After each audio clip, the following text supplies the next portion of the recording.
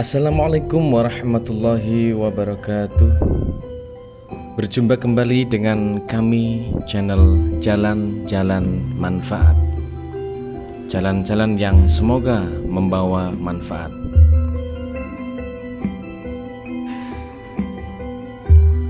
Untuk yang baru bertemu dengan channel kami, silahkan subscribe terlebih dahulu, karena subscribe itu gratis bagi Anda dan sedekah buat kami.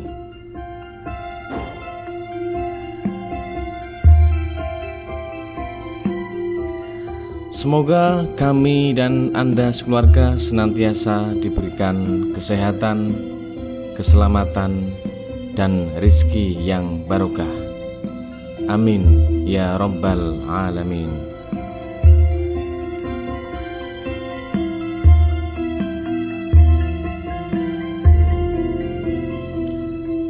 Kali ini kita akan berziarah ke makam Sunan Muria yang berada di Gunung Muria di ketinggian 1600 meter di atas permukaan laut.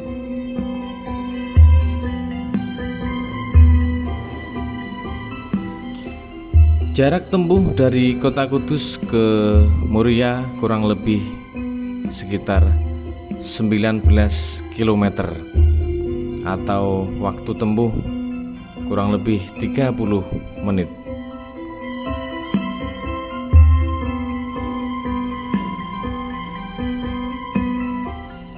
Untuk mencapai lokasi makam Sunan Muria ada dua alternatif.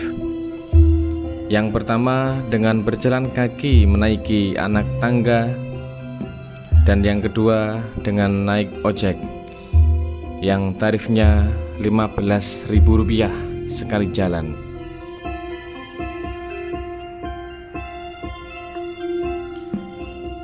Tukang ojek yang di sini yang tergabung dalam Asosiasi Angkutan Sepeda Motor Muria AASMM.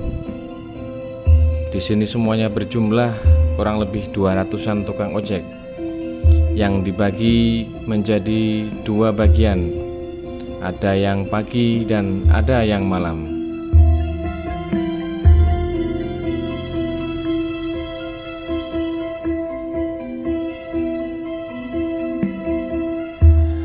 Sunan Muria atau Raden Umar Said merupakan salah satu anggota Wali Songo yang berperan penting dalam penyebaran agama Islam, khususnya di Gunung Muria, Jawa Tengah.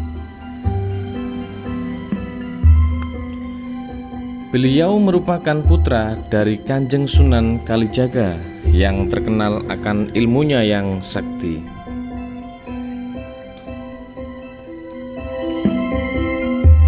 Dalam melaksanakan dakwahnya, Sunan Muria lebih menekankan kepada kaum nelayan, pedagang, dan rakyat jelata.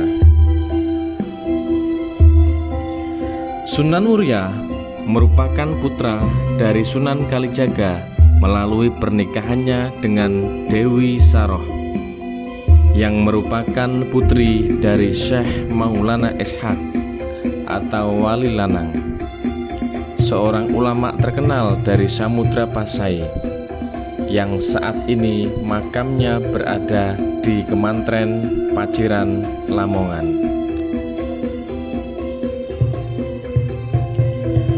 Dengan demikian, maka Sunan Muria masih merupakan keponakan dari Sunan Giri.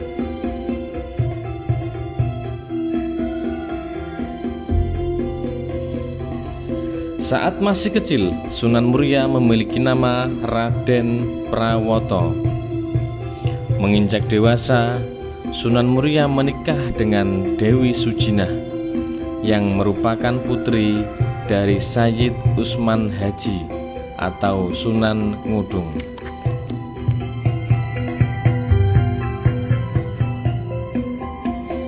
Sementara itu, Sunan Ngudung sendiri merupakan ayah dari Sunan Kudus. Dari pernikahannya dengan Dewi Sujinah, Sunan Muria dikaruniai putra bernama Pangeran Santri atau Sunan Ngadilangu.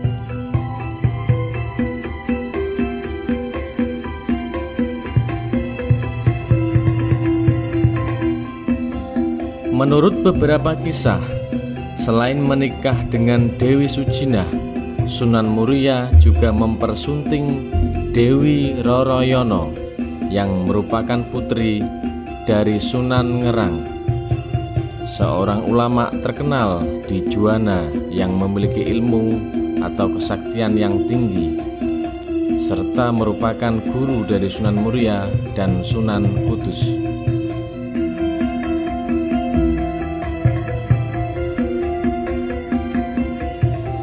Dalam dakwahnya, Sunan Muria banyak mengadopsi metode ayahnya. Namun, beliau lebih memusatkan pada daerah terpencil dan jauh dari pusat kota.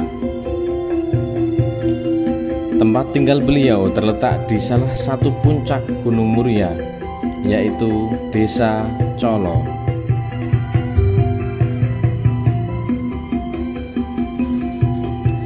Dari nama gunung tersebutlah maka muncul sebutan Sunan Muria.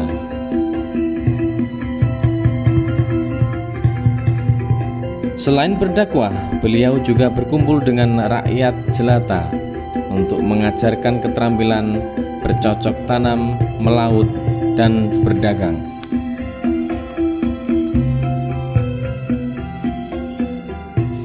Dalam menyebarkan agama Islam, Sunan Muria lebih toleran dengan memusatkan pada rakyat jelata dan bukan kaum bangsawan. Beliau lebih senang mengasingkan diri bersama rakyat jelata dibandingkan tinggal di pusat kerajaan Demak.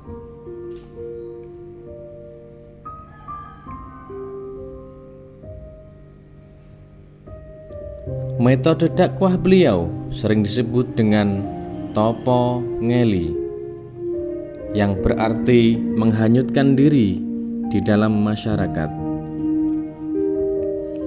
Dengan begitu, Sunan Muria lebih mudah dalam mengajak masyarakat untuk masuk agama Islam.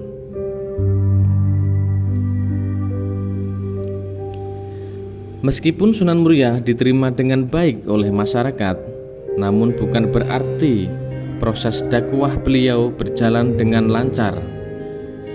Kebanyakan penduduk yang berada di lereng Gunung Muria masih menganut kepercayaan turun-temurun yang sangat kental dan sulit untuk diubah.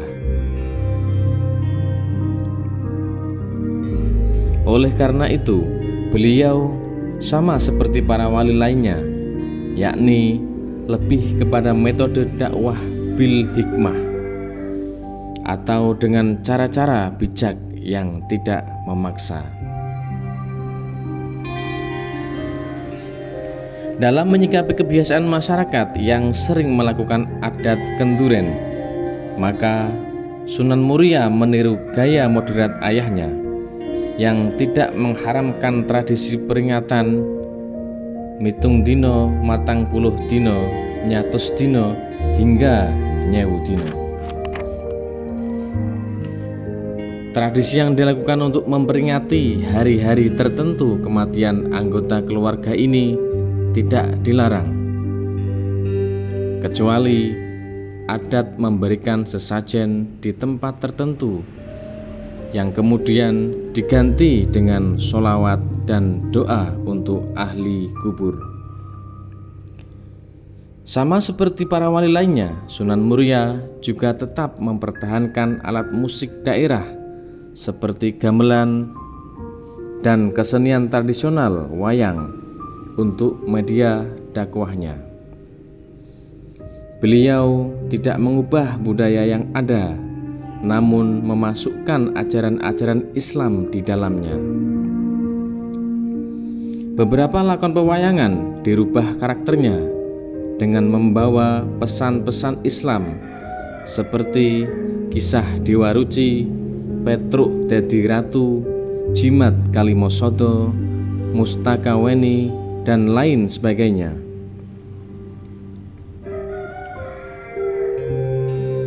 Selain mempertahankan kesenian seperti gamelan dan wayang, Sunan Muria juga menciptakan beberapa tembang Jawa mocopat yang berisi tentang ajaran Islam. Beberapa karyanya yang terkenal hingga saat ini yaitu Tembang Sinom dan Kinanti. Demikianlah sepenggal kisah dari Sunan Muria. Terima kasih sudah menyaksikan video dari kami. Sampai jumpa di jalan-jalan selanjutnya. Semoga bermanfaat. Jangan lupa untuk komen, like, share, dan subscribe tentunya. Karena subscribe itu gratis dan sedekah buat kami. Terima kasih. Wassalamualaikum warahmatullahi wabarakatuh.